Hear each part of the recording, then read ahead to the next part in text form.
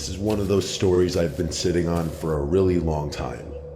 It happened back when I was maybe 25 or 26, way before I met my wife and way before we had kids. I was a completely different person back then. Not in a bad way, just in the sense that I had the kind of free time and risk tolerance that I genuinely can't relate to anymore. I used to do these solo backpacking trips a few times a year, usually somewhere in the Appalachians.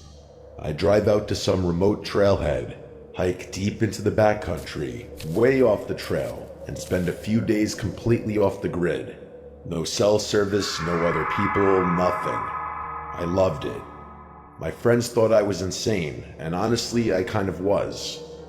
This particular trip was in the Cherokee National Forest, and it changed how I see backpacking forever. I had been out there for 2 days, and everything had been going perfectly. The weather had been great, the trail was quiet, and I hadn't seen another person since the first morning. That changed pretty quickly, though. On the afternoon of the second day, I noticed dark storm clouds building up to the west. I wasn't too worried at first. I'd hiked through rain plenty of times, and it was never a big deal. But within about an hour, I realized it wasn't going to be a passing shower.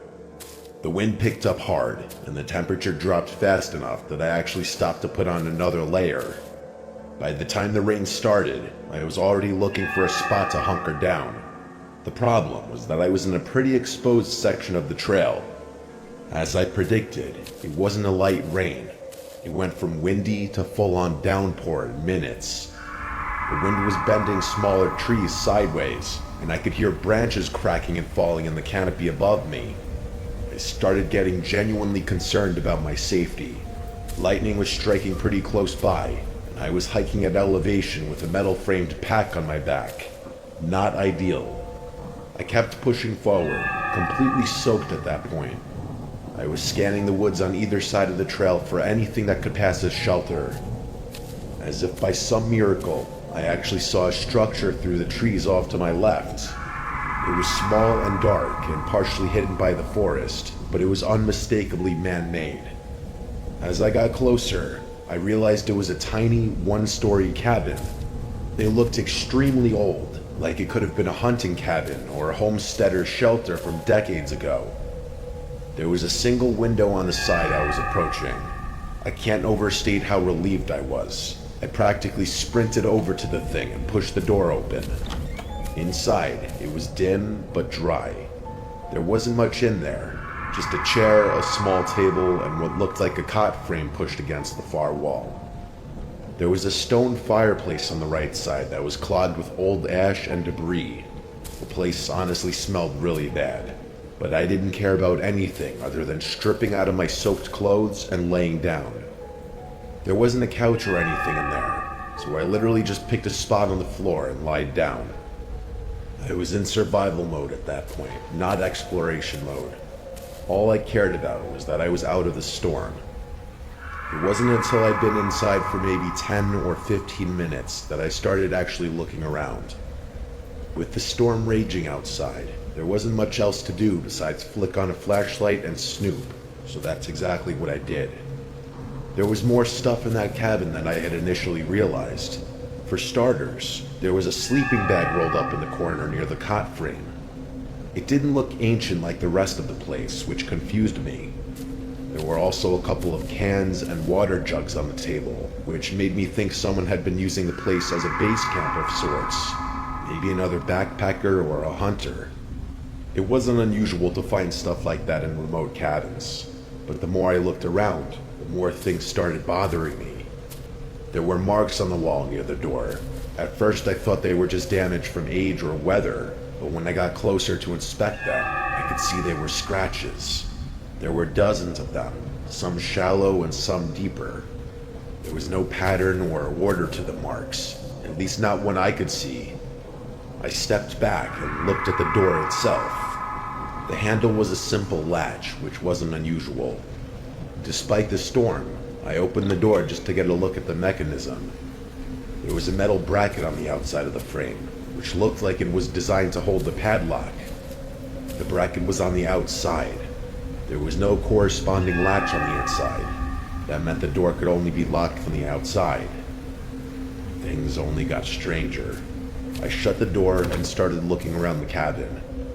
The only thing I hadn't checked out yet was the window, so I walked over to it. The glass was still perfectly intact, which surprised me given the apparent age of the place. But then I noticed why. There were screws drilled into the window frame, one in each corner securing it shut. Those had also been driven in from outside, and around the edges of the frame on the inside, there were more scratches, deep ones. These were unmistakable. They honestly looked like someone had tried to pry the window open with their bare hands. All of it hit me at once. Someone had been kept in this cabin, trapped, as in kept against their will. I should have left right then, and I did consider that, but there was a good part of me that felt like whatever had gone on in that cabin was well in the past. Everything in the cabin looked really old. Even the sleeping bag, which did look on the newer side admittedly, was rigid and dusty. Plus, the last thing I wanted to do was go back out in that storm again, so I stayed. I'm not sure how much time passed, maybe an hour, maybe more. The storm wasn't letting up at all. If anything, it had gotten worse. The rain on the roof was so loud that it was hard to hear much of anything else. That's probably why it took me so long to notice the other sound. I picked up on the scratching or scraping noises from outside, somewhere along the left wall of the cabin. At first, I thought it was a branch, but I couldn't remember if there had been branches low enough to even touch the exterior of the cabin. As I was thinking about it, I heard two heavy thumps on the porch. They honestly didn't sound like storm sounds. This time I stood up. I did that thing where you freeze in place and try to focus by staring at a random spot on the wall. I was trying to listen, but if someone was moving out there, it would have been impossible to hear over the storm. I started getting paranoid that those sounds I heard were just a few of many, and that the rest had been drowned out by the rain. My eyes drifted over to the window. I couldn't bring myself to look through it. If someone really was out there, they'd probably be looking through it. I stayed in that position for what felt like forever. After a while, I started to relax a bit, thinking I had just been hearing the storm, or at the very worst, an animal poking around the cabin. I was almost ready to forget about everything when I heard something that sent me over the edge. Pressure on the door, like someone was leaning their full weight against it from the other side.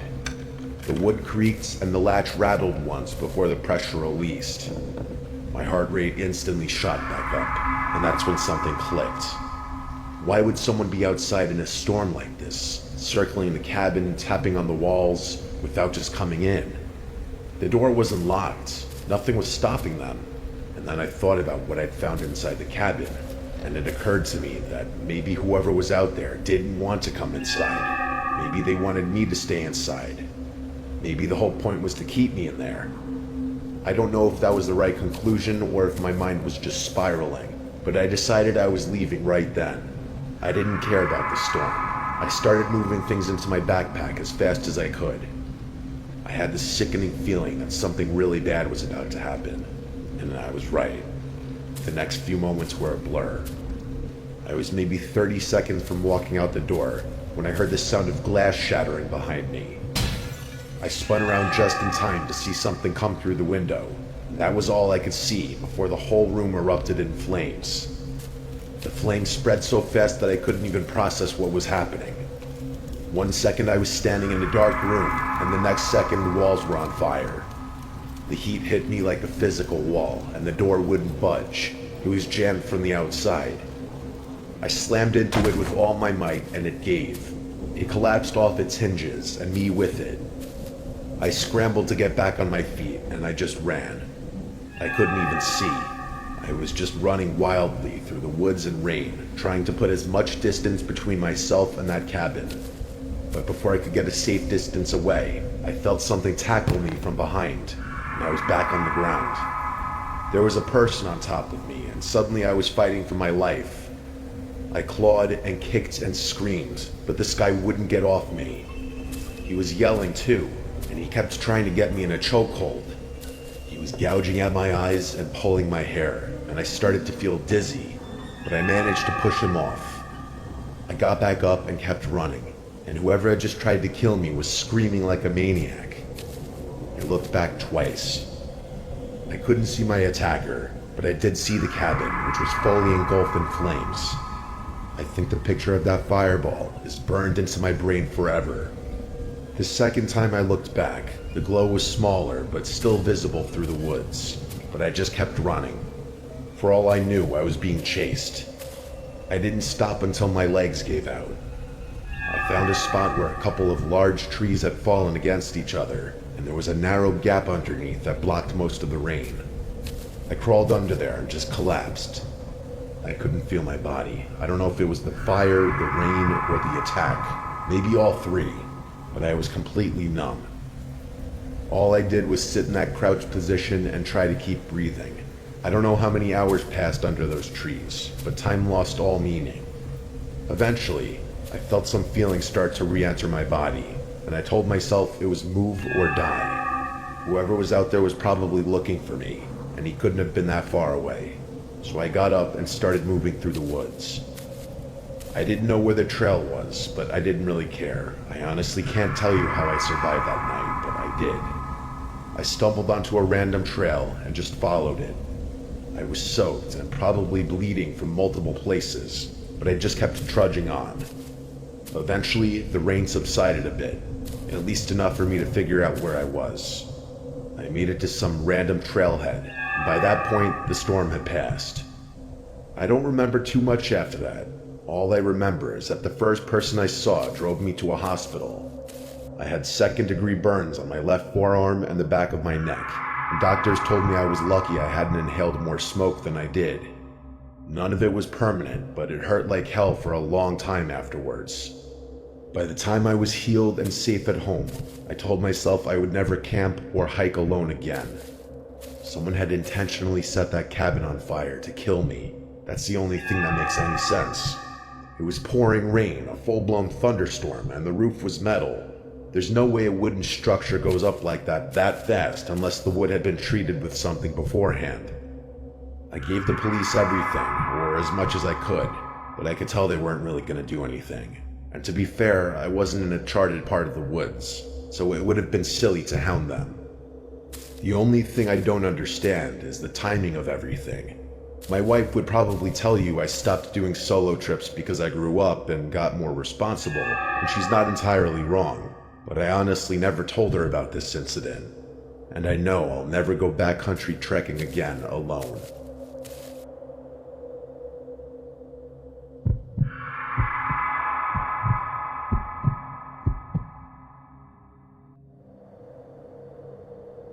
My name is James. This happened maybe 7 or 8 years ago, back when I was in my early 20s and still doing stuff that I probably shouldn't have been doing. I had this friend Charles who was kind of notorious in our friend group for finding cool places to explore, like abandoned buildings and old factories. If it was somewhere you weren't supposed to be, Charles had probably already been there and can tell you exactly how to get in. He spent a weird amount of time on Google Earth and these niche urbex forums, and he'd always be hitting the group chat with screenshots of random places he wanted to check out. Most of us would entertain his ideas, but never actually follow through. I was usually the exception. Charles and I had been friends since high school, and I think the reason we got along so well was that we had similar thresholds for risk. While most of our friends would hear his pitches and go, "That sounds insane," I'd hear them and go, "When are we going?" It was a dynamic that led to some great memories and a few situations that I look back on now and genuinely wonder how we made it out unscathed. This story is about one of those situations. One weekend, Charles texted me about a fire lookout tower he'd found deep in some forest not far away from us. I really wish I could remember the name of the forest, but I can't. Charles said it had been decommissioned years ago and was just sitting out there in the middle of nowhere, completely untouched. He didn't tell me how he'd found it, but I didn't want to know. He was convinced we could hike out to it, climb it, and spend the night up there. I was more skeptical. I mean, things like that are usually fenced off or at least protected somehow, but I promised him I'd at least come and check it out. To be fair, the idea of being 70 feet or so up in the middle of the forest with a 360-degree view sounded incredible to me. We picked a random weekend and made it happen. Charles planned the entire thing out, including the drive, what to pack, and how to find the tower once we were in the woods. It was a 3-hour drive away, and Charles told me the hike would be off the trail, but pretty short, about 4 miles or so. We drove out early in the morning on Friday and made it into the woods sometime in the afternoon. For some reason, I was kind of expecting us to get lost, or at the very least not find the tower, which is exactly why I was all the more astonished when we actually did. Seeing it through the trees for the first time was an insane sight. I remember blurting out "no fucking way" when I saw how tall it was. I was even more astonished when we got to the base of it and realized it was completely unprotected or fenced off. It was just sitting there in the middle of the woods waiting for us to find it. The cab at the top was this small square room with windows on all 4 sides. There was a metal staircase that zigzagged up the frame with a section of vertical ladder for the final stretch up to the cab. The whole thing looked like it hadn't been touched in decades. Some of the lower railings were bent or missing, and there was graffiti on the support beams near the base. To be completely honest, it did not look like the type of structure anyone would be eager to climb, but Charles was practically giddy. While I was hesitating and debating whether I should try convincing him to back out, he had already started climbing. I yelled at him to be careful, and that got him to slow down. I figured what the hell, and told myself to stop bitching. The two of us made our way up carefully, checking the stairs as we went. Most of them felt solid enough, but there were a few spots where the bolts had rusted through and the steps wobbled. The vertical ladder section near the top was the sketchiest part. It was 20-something feet of straight climbing with nothing but a narrow metal cage around it. The adrenaline rush was insane, but that's what Charles lived for. He made it up without any issues. The view from the cab was unreal. You could see for miles in every direction. We had also timed it perfectly. The sun was maybe an hour from setting. Our plan was to camp out for the night and catch the sunrise. There was a decently wide wraparound walkway up there, which is where we decided to chill, at least initially. We cracked a few beers and just enjoyed the view and some conversation.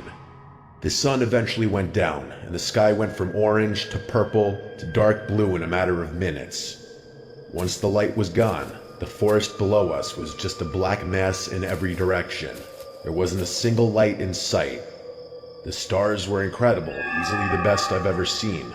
But being alone out there in the dark was freaking me out a little. It was just weird not being able to see anything, despite knowing there was a whole forest below us. Charles could tell I was getting a little antsy, and he started messing with me, grabbing my shoulder and stuff like that. But the thing that pissed me off the most was when he smacked his metal water bottle against the side of the tower. It sent this incredibly loud, echoing clang in every direction, probably to be heard for miles. The sound was so loud and ominous that I actually got mad at him. I told him I wanted to go inside the cab, and he finally got the hint. There wasn't much in there, by the way. It had clearly been hollowed out ages ago. He said he was going to finish his beer before coming in and joining me, and I was fine with that. I picked a random corner and started setting my sleeping stuff up. But before I could finish, he told me in a very quiet, serious voice to come back outside. Very un-Charles-like. So I did. I walked back around to where he was sitting and saw that he was pointing diagonally downwards, toward the forest below us. At first I thought he was just messing with me again, but it only took me a few seconds to realize what he was pointing at. There was a light down there. It was faint and pretty far away, but it was definitely down there, and it was genuinely horrifying. It was weaving through the forest at what seemed like walking pace, and my first thought was that it was a person who'd heard the clang from the tower. I don't know why I felt the urge to whisper, but I did. I told him he was stupid for doing that, and we were probably moments away from getting caught or arrested or something. He looked at me with this confused expression before saying, "You think that's a person?" Now it was my turn to be confused. What the hell was he talking about? I asked him what else it could be, and he said that light was moving way too evenly. He wasn't exactly wrong. The light wasn't swinging or wobbling the way you'd expect someone carrying a lantern or flashlight to be. But then again, it was probably too far away to tell. I didn't say anything after that. Neither did Charles. He just kept staring at this mysterious light as it continued weaving through the forest. Part of me thought it was just some random hiker that had nothing to do with us, but I knew that was wishful thinking. After a few minutes, it was obvious that the light was getting closer. It was also much clearer that the light was moving perfectly, like it was floating or hovering. Charles asked me what we should do, and I didn't have an answer for him. There wasn't really anything we could do. Like, what were we gonna do, climb down? As we were throwing out more theories, the light suddenly zipped forward, like it skipped a beat. It was really thick, but for a split second that light went from steady, even movement to an abrupt zip forward. Then it was back to steady movement again. I started feeling my palms start to sweat, and I could tell Charles was really freaked out too. I kept trying to convince myself that whoever was down there was just wandering aimlessly through the woods, but again, wishful thinking. They were definitely heading for the tower, and after about 10 minutes, they reached it. At that point, the light was directly below us, and I was bracing myself for someone to yell up to us and announce themselves as police. But no, the light just stopped moving and stayed in that exact spot right below us. From our vantage point straight above, we could see the light itself, but not whoever was holding it. Charles and I stared at it for a while. The suspense was killing me, but it must have been killing Charles even more, because he again did something I wanted to throw him off the tower for. This guy actually yelled, "Hey, are you good?" down at the light, revealing our presence. I looked at him in horror. I genuinely couldn't believe he would do something so stupid. We didn't get a response though, and the light didn't even move. We waited a little bit, and then Charles yelled down again, but still nothing. So there we were, 70 feet up in an abandoned fire tower in the middle of nowhere, with someone or something blocking our only exit. We were completely trapped. We must have watched that light for 30 minutes straight, whispering to each other every so often. It never moved once. I wasn't worried about being secretive anymore. Charles had burned that bridge a long time ago, so I did something I should have done a while ago. I grabbed my flashlight and aimed it straight down at the base of the tower. But even after I did that, I still couldn't see the source of the light. Eventually, we accepted that there was nothing we could do and tried to go back to what we were doing. We went back to talking, but I made sure I never took my eyes off that light for more than a few seconds. Charles thought it was some kind of LED that someone had placed there to mess with us, but who the hell would bother doing that? At some point, Charles said he was going to climb down and check it out, and I told him that was insane. Not only was that inviting trouble, but it was downright stupid and dangerous. As we were arguing about it, I glanced down and realized that I couldn't see the light anymore. There was just darkness and more darkness down there again. I frantically scanned the emptiness below us with my eyes, looking for the light, but it wasn't there anymore. Charles seemed relieved, but I was the opposite. He kept telling me to relax, saying whoever had been there had probably left, but I was more freaked out than I had been when the light was just sitting there motionlessly. The thought that someone could be down there, and now we couldn't even see them, was terrifying to me. Charles reassured me that we'd obviously be able to hear if anyone tried to climb the ladder, which I guessed was true, but I was still really unsettled. Suddenly, I didn't want to be in the open air anymore. I suggested that we wait out the rest of the night from inside the cab, and he agreed. So we went inside and set up our sleeping bags. Neither of us were going to sleep though. That was suicide. Staying awake turned out to be the right decision, because not 20 minutes after going inside, we started hearing noises. The first ones were all metallic clangs that echoed up through the steel frame of the tower. They weren't footsteps, which I want to be crystal clear about, because I was listening specifically for footsteps, and this was not that. It sounded more like someone struck one of the support beams with a wrench or a crowbar. A few minutes later, another one came. This one was more of a grinding sound, like metal being twisted against metal, and it lasted for a good few seconds before stopping.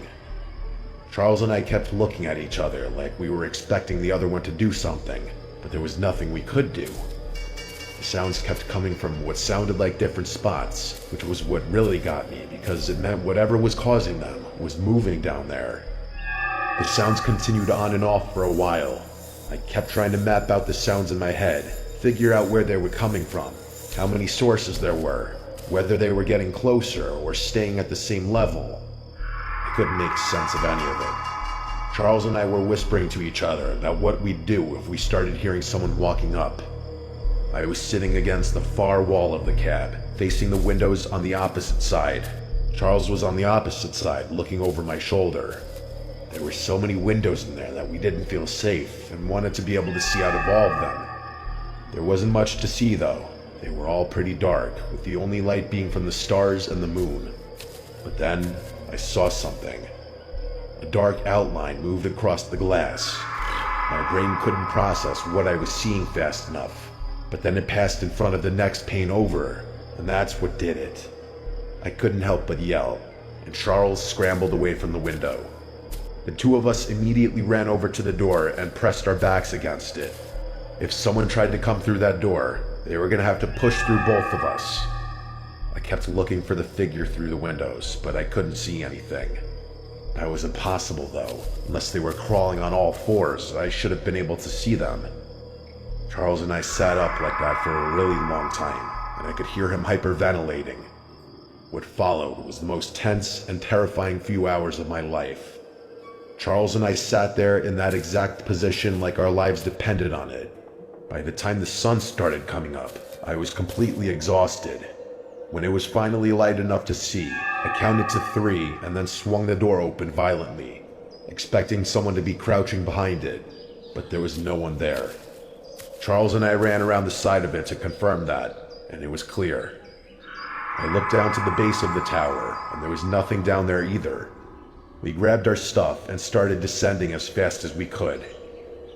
We made it about 3/4 of the way down the staircase before Charles stopped in front of me. He just stood on the landing, staring down at the next section of stairs. I looked past him and saw it immediately. An entire section of the staircase was gone. It wasn't just a few steps. I'm talking about an entire section of stairs, straight up missing. It was impossible, but we were staring at it. Someone had deconstructed an entire section of staircase during the night while we were sitting directly above them. That must have been what those sounds were. But that didn't make sense. The noises didn't stop until after I had seen the person up there. So had they really crossed that gap twice? In the dark? No way. Plus, there's absolutely no chance someone could have done that without us hearing it. That would have been a lot louder than a few clangs here and there. We stood on that landing for a while, trying to figure out what to do. We had to just jump across. It wasn't that far, but it was still scary. Charles ended up twisting his ankle, but I was fine. We made it the rest of the way down, and that was that. There was no one waiting for us at the bottom. There was actually nothing there at all, including the metal steps that had been removed, at least as far as we could tell. Granted, we didn't look around too much. It didn't make any sense, but we weren't sticking around. I still don't have an explanation for any of it. Not the light, not the sounds, not the figure I saw outside the window, and definitely not how someone managed to remove an entire section of steel staircase in the middle of the night without us hearing it. Every time I see Charles, this is something we still talk about.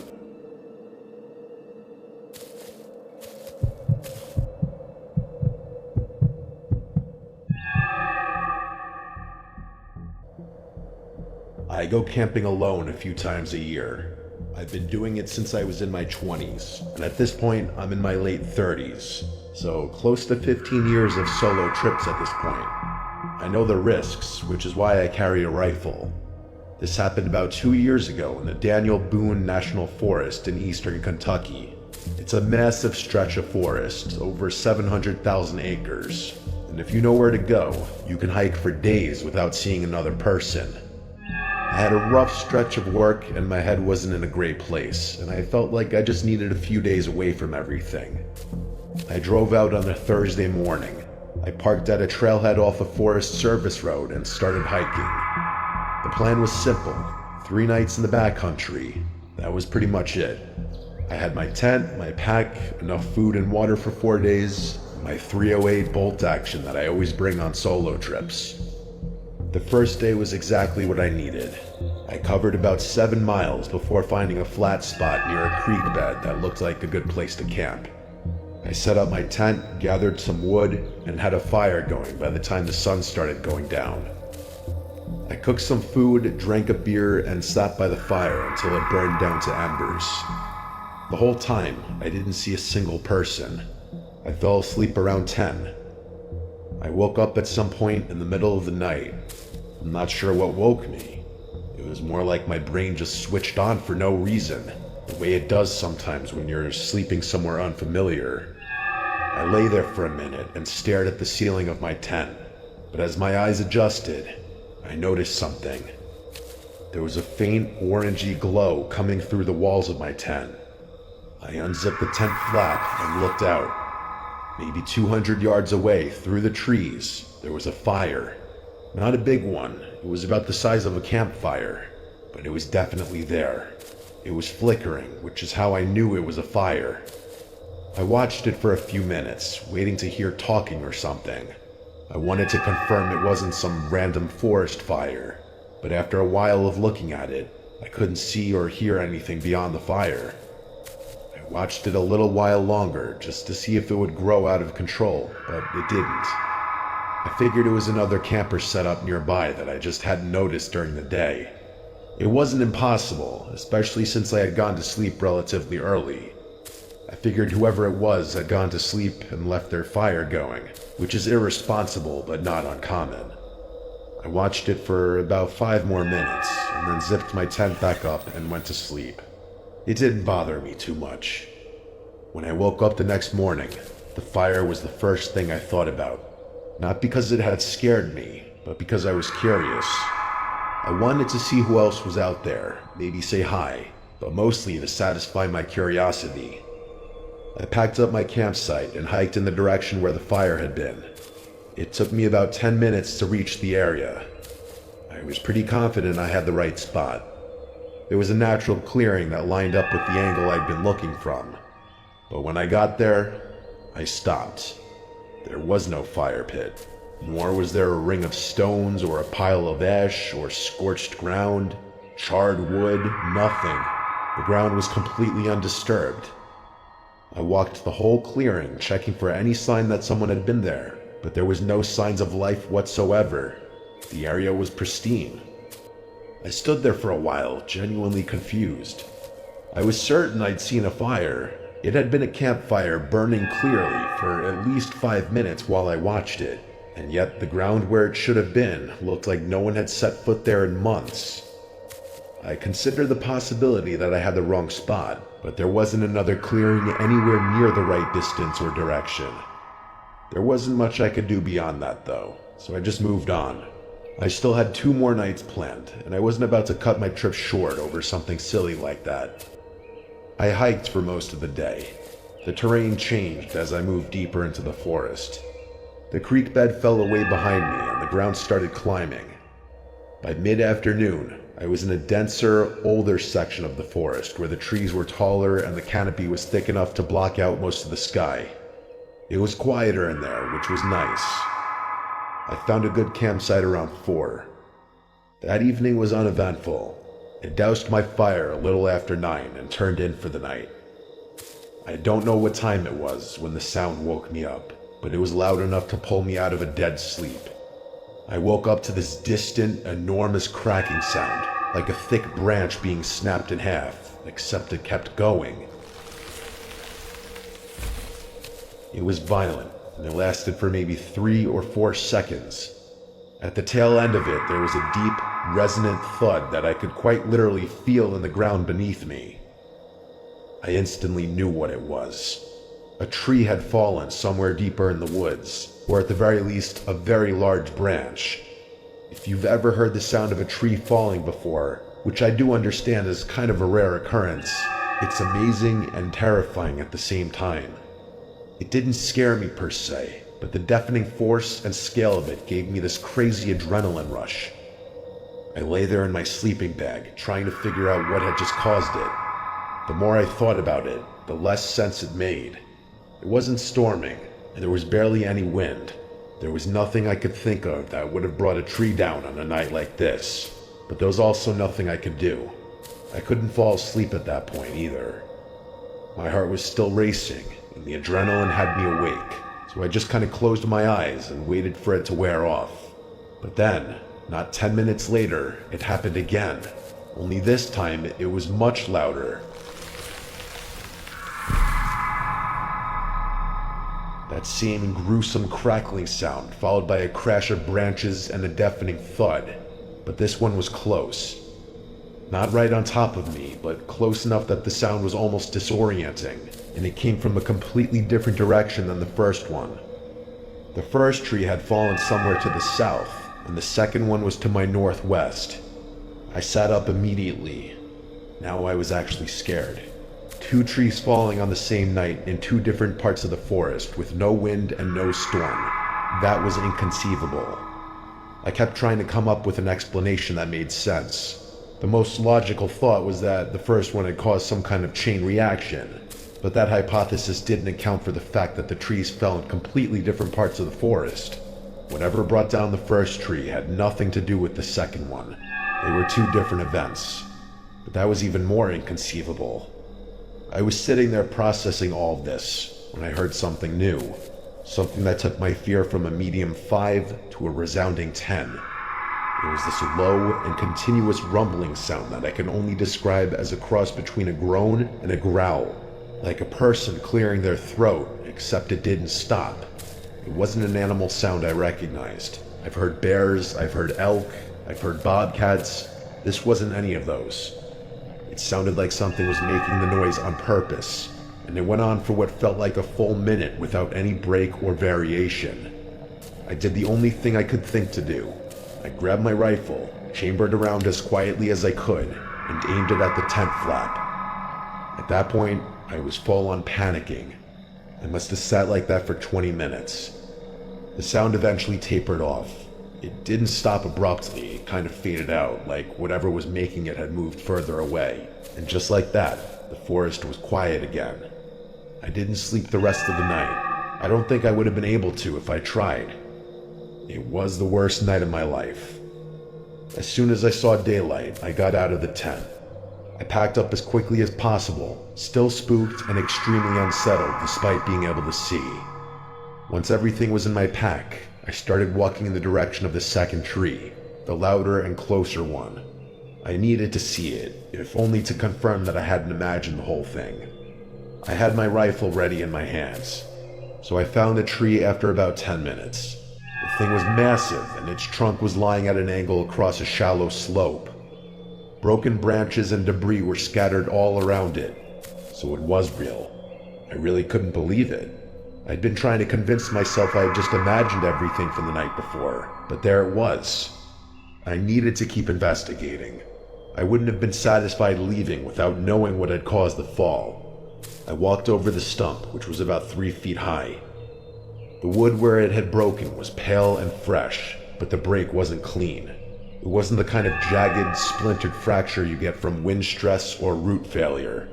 The wood around the break point had been torn apart in a way that I had never seen before. Parts of the stump looked like they'd been gouged. I really don't know how else to describe it. There were long, irregular grooves running through the wood at different angles, and it looked like some of them were up to an inch deep, at least. The wood genuinely looked like it had been stripped and chewed rather than cut or snapped. The more I looked, the more I noticed. Some of the bark around the base had been peeled away in long strips, and the exposed wood underneath had that same gouged, chewed up look. I can't pretend I knew what I was looking at, because I didn't. I'd seen beaver damage before, and this was not that. Beavers leave clean cuts. I'd seen woodpecker damage, and this wasn't that either. This was aggressive, messy, and covered way too much surface area to be any animal I could think of. The tree hadn't fallen because it was dead or because the wind knocked it over. Something had worked on that trunk until it came down, and suddenly I felt this really nasty feeling in my gut. I needed to leave. I stopped examining the tree and started backing away, but as I was turning to leave, something near one of the tree branches caught my eye. There was a small cluster of items sitting on the ground. If it weren't for the fact that they looked man-made, I wouldn't have even bothered checking them out. As soon as I saw what they were, I lost my shit.